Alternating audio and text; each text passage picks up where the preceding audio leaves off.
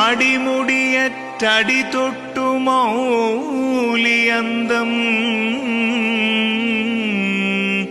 സ്ഫുടമറിയുന്നതു തുര്യബോധമാകും.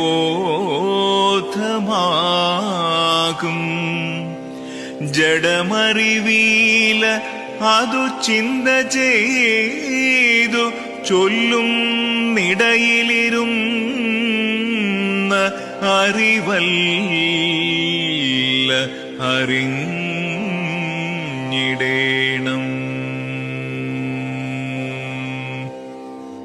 അടിയെന്നും മുടിയെന്നുമുള്ള ഭേദചിന്തകളെല്ലാം at, എന്നാൽ അടിമുതൽ മുടിവരെ ഉണർന്നറിയുന്ന ബോധമാണ് തുര്യബോധം.